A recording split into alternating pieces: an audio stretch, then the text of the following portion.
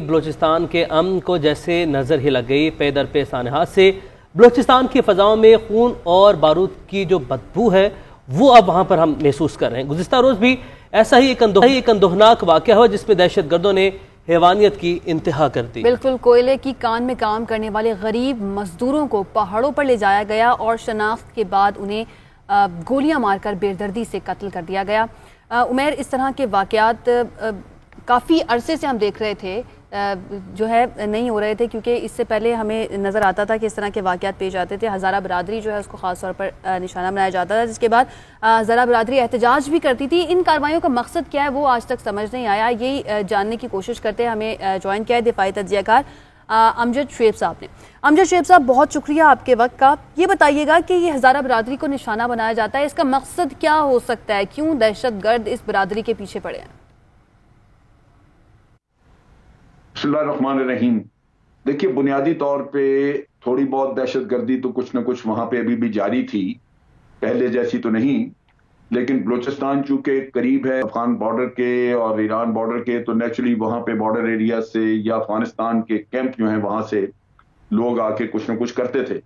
لیکن اب صورتحال بدلی ہے، جب سے یہ سی پیک کا قصہ آیا ہے تو سی پیک کے لیے دہشت گردی کا فوکس سارا سی پیک کے رستے کے ساتھ ساتھ ہے، جس میں یہ علاقہ بھی کوئٹہ بلوچستان کا علاقہ جو ہے وہ شامل ہے۔ آگے ساؤتھ میں گوادر سائڈ کا وہ بھی علاقہ جو ہے آپ کہہ لیجئے کہ وہ بھی تھریٹ رہتی ہے اس کو بھی۔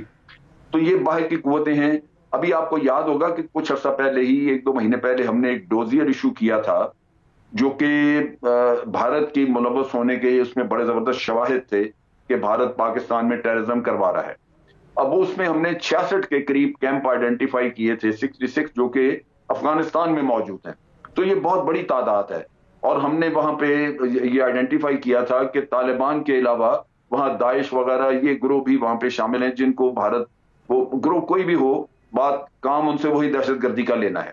تو یہ کاروائی وہاں پہ موجود ہے، جس کا آپ کہہ لیجئے کہ پاکستان کے اندر جتنی بھی کوشش کر لی جائے، جب تک کہ جو ملک سے باہر ان کے اڈے ہیں، ملک سے باہر جو سپانسر کرنے والے لوگ ہیں، ان کو کنٹرول نہیں کیا جاتا تو یہ یہاں پہ مسئلہ رہے گا۔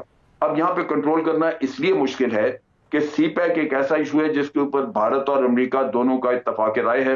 امریکہ بھی سی پیک کو نہیں دیکھنا چاہتا، بھارت بھی نہیں دیکھنا چاہتا۔ اسی طرح آپ کہہ لیجئے کہ بعض خلیجی ریاستیں بھی اس میں شامل ہیں جو مخلص ہیں اس معاملے میں۔ تو ان کو جب سپورٹ ملتی ہے اتنے بڑے پیمانے پہ، اور آپ دیکھتے ہیں کہ امریکہ کا سارا نیٹ ورک افغانستان میں موجود ہے، تو یہ دہشت گردی کنٹرول کرنا اور بھی مشکل ہو جاتا ہے۔ اچھا، دہشت گردی کی نئی لہر کے بعد نیشنل ایکشن پلان کے حوالے سے دوبارہ سے گفتگو ہو رہی ہے، تو اس حکومت کے آنے کے بعد سے ہم نے دیکھا کہ نیشنل ایکشن پلان پر اس طرح کوئی سرگرمی نہیں دکھائی گئی جیسا پہلے دور میں ہم نے دیکھا۔ تو کیا آپ کیا سمجھتے ہیں کہ نیشنل ایکشن پلان پر عمل درآمد میں مزید سنجیدگی کی ضرورت ہے؟ لیکن نیشنل ایکشن پلان تو پچھلی گورنمنٹ کے وقت سے ہی بھول بھلا چکے تھے لوگ، اس پہ کوئی عمل نہیں ہو رہا تھا۔ لیکن یہ ہے کہ سی پیک کے ساتھ ریلیٹڈ آپ یوں دیکھ لیجئے کہ اس کا رستہ جہاں جہاں گزرتا ہے ان علاقوں میں ہمیں کچھ نہ کچھ آپریشن کرنا ہوگا، کیونکہ یہ لوگ جو وہاں پہ چھپے ہوتے ہیں یا ان کے کوئی سہولت کار ہوتے ہیں جو ان کو چھپا لیتے ہیں، وقتی طور پہ پناہ دیتے ہیں، ان کو ختم کرنا ضروری ہوتا ہے۔ تو یہ جب بھی آپ کے ملک میں امن آئے گا، تھوڑا آپ ریلیکس کریں گے، تو یہ لوگ پھر اپنا نیٹ ورک بلڈ اپ کرنا شروع کر دیتے ہیں۔ چنانچہ جیسے ہی وہ تھوڑا بہت مضبوط ہوتے ہیں تو پھر کارروائیاں شروع ہو جاتی ہیں، کیونکہ باہر تو ان کا سارا نظام وہاں موجود ہے افغانستان میں۔ تو اس وجہ سے یہ بھی ضروری ہے کہ یہاں پہ ہم اپنے انٹیلیجنس نیٹ ورک کو ایکسپینڈ کریں، اور لگاتار کچھ نہ کچھ آپریشن، انٹیلیجنس بیسڈ آپریشن ہوتے رہنے چاہیے۔